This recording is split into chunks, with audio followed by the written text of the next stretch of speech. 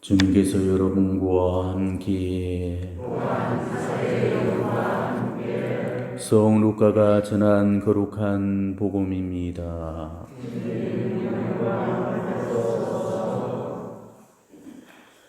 그때 예수님께서 예루살렘에 가까이 이르시어 그 도성을 보고 오시며 말씀하셨다.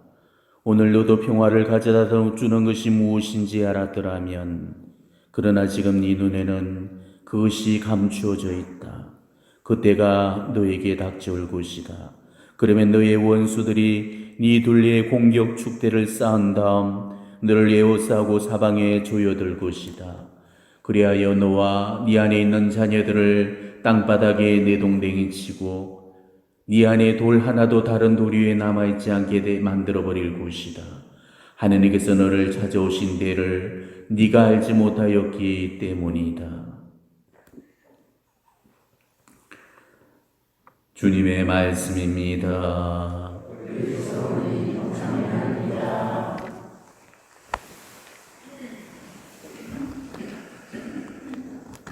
오늘 복음은 사실 복음서 전체를 통틀어서도 몇 가지 되지 않는 아주 예수님의 가슴 아픈 장면이 소개가 되고 있습니다. 오늘 예수님께서는 당신이 떠나고 나신 이후에 예루살렘의 운명을 예고하시면서 예루살렘을 바라보시면서 우셨지요. 오늘 우리는 이 눈물 흘리시는 예수님을 보고 있습니다. 전주 성삼위의 제2위격이신 성자 그리스도께서 이 눈물을 흘리시다는 사실에서 우리가 뭔가 묘한 그런 느낌이 나지 않습니까? 예수님의 눈물이라는 것은 예수님께서 인성을 지니신 인간이라는 사실을 의미하고 있죠. 그분은 완전한 하느님이심과 동시에 또한 완전한 인간이십니다. 하느님은 눈물을 흘리지 않으시죠. 하지만 인간이기 때문에 눈물을 흘리시는 겁니다. 그렇다면 온전한 그런 인간뿐인가? 아니죠.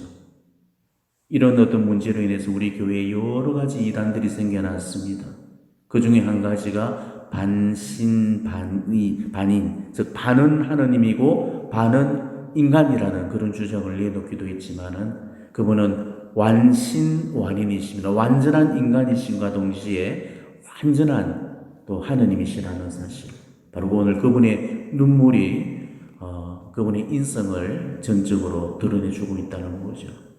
자, 눈물이라는 것은 슬픈 감정을 짜내고 있는 그런 표징입니다. 예수님이 우셨다는 것은 뭔가로 인해서 대단히 슬퍼하셨다는 소리죠. 근데 예수님이 우신 까닭이 자기 연민에 빠져서 그렇게 눈물을 흘리신 것이 아니고 인간에 대한 연민으로 인해서 우셨다는 것입니다. 예수님은 그토록 무지 십자가형을 받으실 때에도 당신을 위해서는 눈물 한 방울 흘리지를 않으셨죠. 잡히시던 날 밤에 그 겟세마니 동산에서 홀로 남아 기도하실 때도 피땀을 흘리시면서까지 그 고뇌 속에 뒹구셨음에도 불구하고 끝내 눈물만큼은 보이지를 않으셨습니다. 이렇듯 예수님은 당신을 위해서 우신 적이 단 한 번도 없으셨습니다. 근데 예수님이 눈물을 보이신 경우는 딱 두 번 있었죠. 근데 이 두 번 모두가 바로 인간에 대한 연민 때문에 슬픔에 북받쳐서 우셨던 겁니다. 한 번은 죽은 라자로의 무덤 앞에서 눈물을 흘리셨고 또 한 번은 오늘 복음인 바로 예루살렘의 운명을 내려다보시면서 그 안쓰러움에 북받쳐서 눈물을 흘리셨던 겁니다. 이처럼 예수님은 당신을 위해서는 결코 우신 적이 없으셨습니다. 자신을 위해서 정말로 눈물이 필요한 순간임에도 불구하고 당신 자신을 위해서는 결코 울지를 않으셨죠. 오히려 그 십자가의 길에서도 그 예루살렘 부인들이 예수님이 불쌍해서 눈물을 흘리면서 따라올 때도 그들을 향해서 뭐라고 했습니까? 나를 위해서 울지 마라. 그러시면서 너와 너희 자녀들을 위해서 울어라. 이렇게 말씀을 하셨잖아요.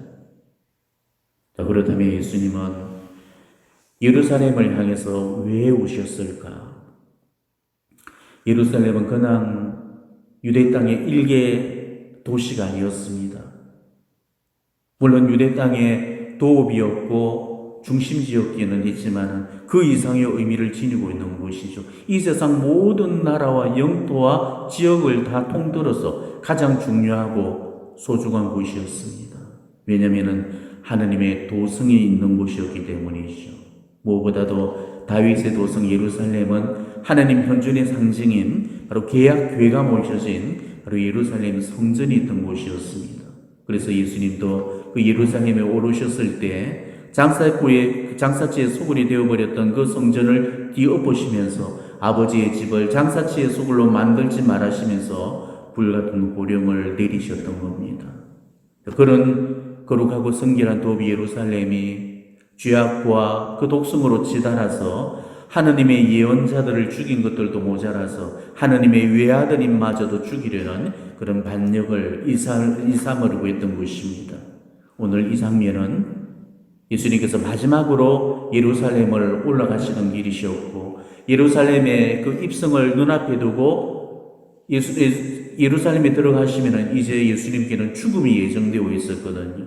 이제 곧 예루살렘은 하나님의 아드님을 잡아 죽이게 될 겁니다. 그렇기 때문에 예수님은 성도 예루살렘을 내려다보시면서 그 안타까움 때문에 우셨던 겁니다. 당신이 죽는 것이 안타까워서 우신 것이 아니고 하나님의 뜻을 끝끝내 저버려서 성부 하나님께로부터 징벌을 받게 될 그 예루살렘의 운명이 안타까워서 그래서 눈물을 흘리셨던 겁니다. 아시다시피 유대인들은 에제키엘 예언자의 말씀대로 반항하는 집안이었습니다. 여러분들이 에제키엘 예언서를 읽게 되면 제일 많이 나오는 그 대목이 반항하는 집안이라는 그런 표현입니다. 하나님은 바로 유대인들을 반항하는 집안으로 묘사를 하셨죠. 배반을 밥 먹듯이 일삼으면서 끊임없이 하나님의 뜻을 거부하고 배척하고 저항하고 반항했습니다. 하나님은 구약에서부터 지금까지 수많은 예언자를 보내주셨지만 유대인들은 그럴 때마다 하나님의 뜻을 전달하는 그 예언자들의 소리에 귀를 막아버리고 그들을 침묵시켜버렸죠. 그리고 그들은 때리고 가두고 죽이기까지 했습니다. 이에 성부 하나님께서는 마지막으로 내 아들이 알아주겠지 싶어서 결국 하나님의 외아드님이신 성자 그리스도를 그 땅에 보내셨지만 완고한 유다인들은 결국 예수님도 배척하고 결국 십자가에 못 박아 죽여버렸습니다. 이게 예수님께서 미리서 비유하셨던 종의 비유입니다. 이 종의 비유의 이 이야기의 결말이 결국은 어떻게 끝이 납니까? 결국 왕이 경로에서 군대를 풀어서 그 사악한 종들을 다 잡아 죽여버리고 동네까지 불살라버리고 완전히 초토화시켜버리고 말잖아요. 이게 곧 예루살렘의 멸망을 의미하는 겁니다. 오늘 이 복음은 이런 예루살렘의 운명을 예고하신 겁니다. 즉 외아들인까지 거부하고 죽였던 그 피의 대가를 치르게 될 예루살렘의 운명을 예고하셨던 겁니다. 예루살렘은 결국 하나님께로부터 내쳐져서 돌이킬 수 없는 불행한 그런 운명을 맞이하게 되었고 하나님 예수님의 말씀대로 멸망의 길로 가고 말았죠. 예수님이 성천하시고 거의 한 35년 정도, 이게 AD 70년경에 로마의 디토 장군이 유대인들의 그 반란을 진압하기 위해서 군대를 이끌고 예루살렘으로 쳐들어오게 되죠. 로마가 복속시켰던 여러 나라들이 많이 있었지만은 그 많은 나라들 중에 유독 작은 그런 팔레스티나의 그 유대 영역에 있는 그 땅, 유대아 땅은 더 하여튼 자주 반란을 도모했습니다. 그래서 로마 그 황제들의 노용을 싸게 되고 몇 차례 로마가 유대아 땅을 없애기 위해서 이렇게 쳐들어오게 되죠. 그래서 AD 70년경에도 또 한 번 로마의 디토 장군에 의해서 쳐들어오게 됩니다. 그래서 디토 장군이 군대를 이끌고 예루살렘으로 쳐들어와서 도시 전체를 깡그리 다 전소를 시켜버리고 맙니다. 이때 예루살렘 성전은 완전히 전소되었고 소실되어 버렸죠. 성전의 기물들도 다 불에 타서 사라지거나 아니면 군인들의 노략질로 없어져 버리고 맙니다. 그리고 예루살렘 성전의 그 벽은 전부 다 금박을 입혀놓았기 때문에 예루살렘 성전이 엄청나게 아름다웠습니다. 그 시온 산 언덕에 위치했기 때문에 햇살을 받게 되면 그 금빛에 눈이 부실 정도로 그렇게 아름다운 그런 성전이었다고 그러죠. 그런데 로마 군인들이 쳐들어와서 그 금박을 떼어내기 위해서 그 돌이란 돌들은 다 무너뜨리고 굴러버려가지고 오늘 이 예수님의 예언대로 돌 하나도 제자리에 얹혀 있지 못했던 것입니다. 그러니까 예수님께서 오늘 예언하셨던 이 예고 사건들이 실제로 35년 후에 정확하게 적중이 되었던 거죠. 예루살렘은 다윗의 도시였기 때문에 절대로 무너질 수 없다고 맹시했던 유대인들에게는 그야말로 청천벽력과도 같은 그런 일이 벌어지고 말았던 것입니다.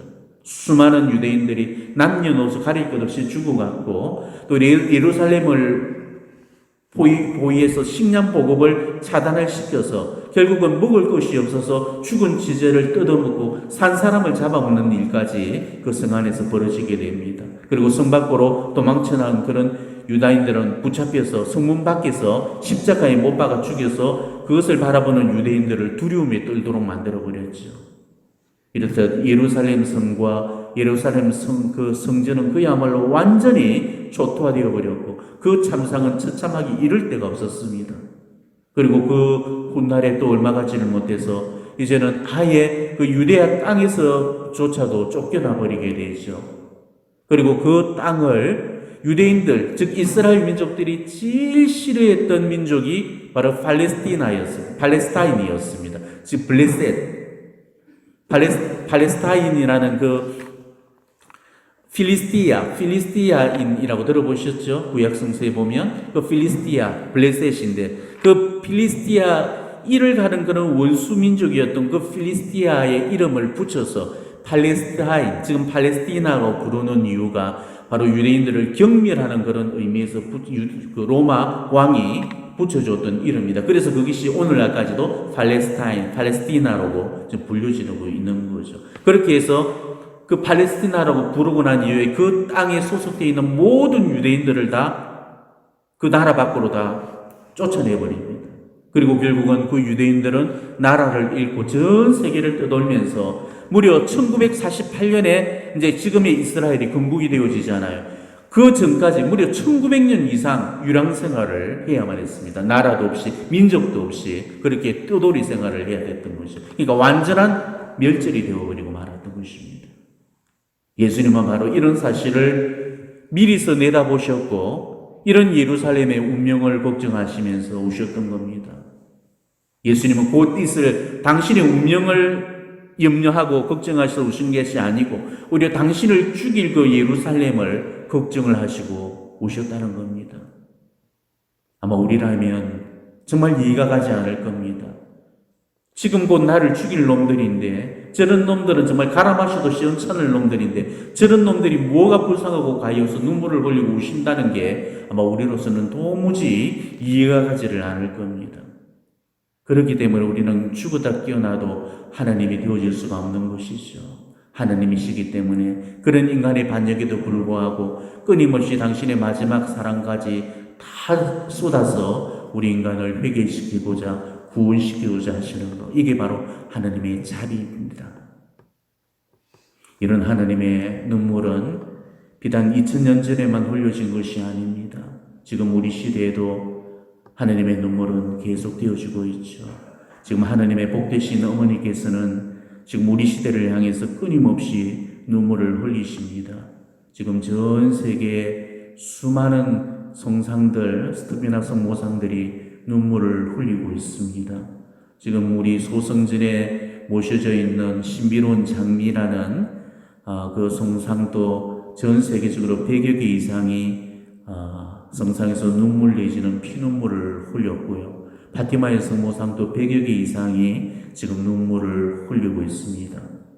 그리고 그 외에 또 성모님의 그런 수많은 발현들 가운데서도 20세기 이후에 성모님의 발현들 안에서 성모님께서 슬픈 표정을 지으시거나 눈물을 흘리시는 그런 예들이 아주 잦았습니다.